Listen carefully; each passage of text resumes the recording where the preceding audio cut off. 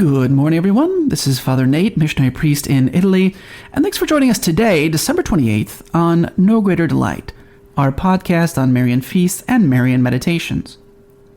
So today we celebrate two different feasts. The first is Our Lady of Portois.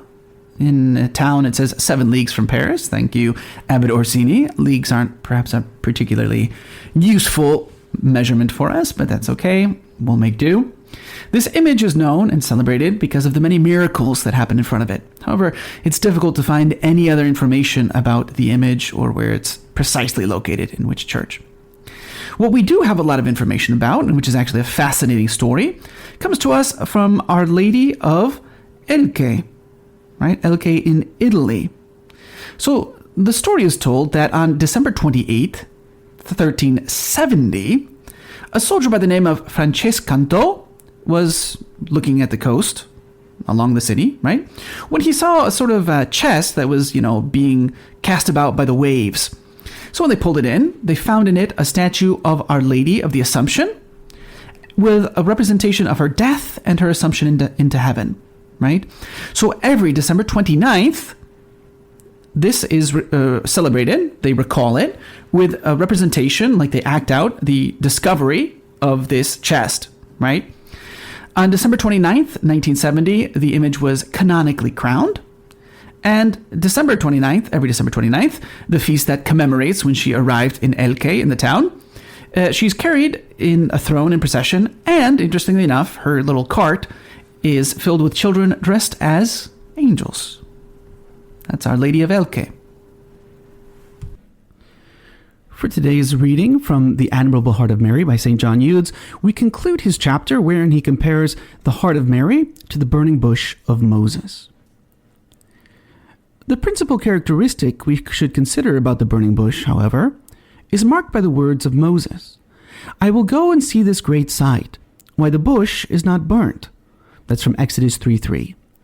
The sacred text says that Moses saw the bush in the midst of a glowing fire, which nevertheless did not destroy it. He saw that the bush was on fire and was not burnt. Again, Exodus 3:6. This is truly a great miracle. Yet it is only a figure of a much greater wonder that took place in the heart of our admirable mother. Mary's heart was a galaxy of marvels, and one of the most stupendous was that, while the mother of fair love remained in this world, her heart became inflamed with love for God to such intensity that this sacred flame would have consumed her corporeal life if she had not been miraculously preserved in the midst of such heavenly fervor. It was therefore a greater wonder to behold Our Lady living surrounded by heavenly fire without being annihilated, than to watch the burning bush of Moses in the midst of the fire without being consumed.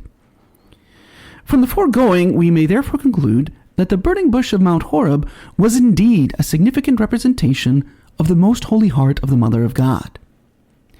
Likewise, dear reader, do not forget that your heart must burn with the loving fire that enkindled the virginal heart of Mary, the fire that the Son of God came to spread upon earth, or else it must burn forever in the dreadful conflagration prepared for the devil and his cohorts. Oh, what a difference between these two kinds of fire! The devouring flames that torment eternally without consuming, and the delightful, joyous flames that constantly ravish the hearts of the ardent seraphim. Rejoice, each of you who reads or listens to these words. Give thanks to God that you are still alive, that yours is still the power to choose which of these flames shall enkindle your heart. Strive earnestly to extinguish the flame of self-love, of worldliness, the burning of anger, lust, envy, and ambition. Give your heart entirely to Jesus Christ, asking him to set it on fire with his love.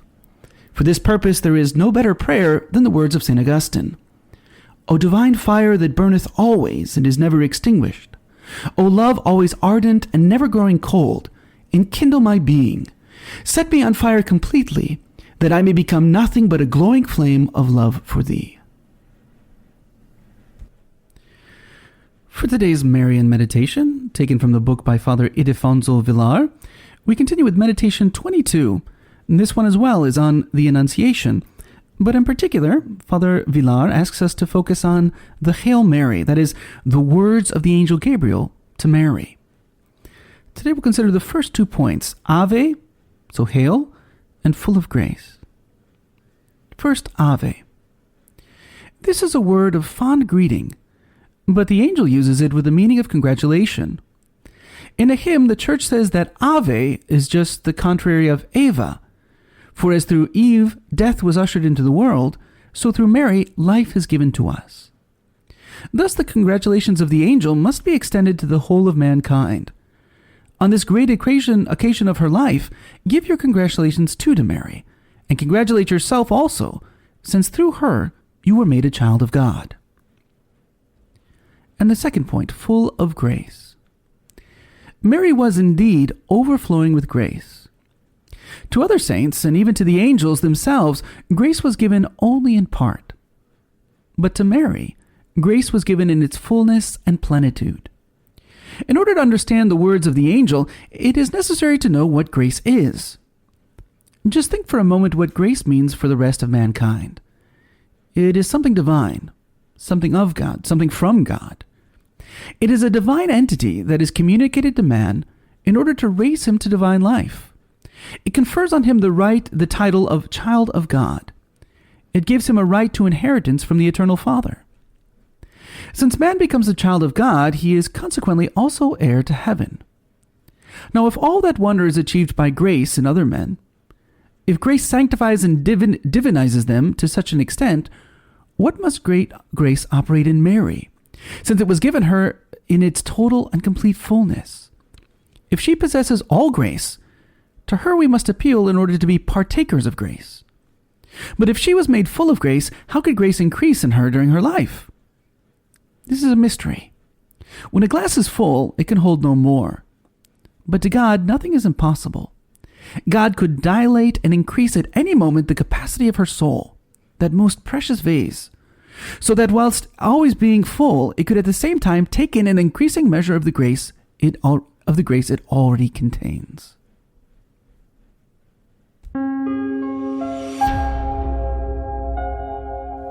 Hello, and we hope that you enjoyed listening to our Marian podcast.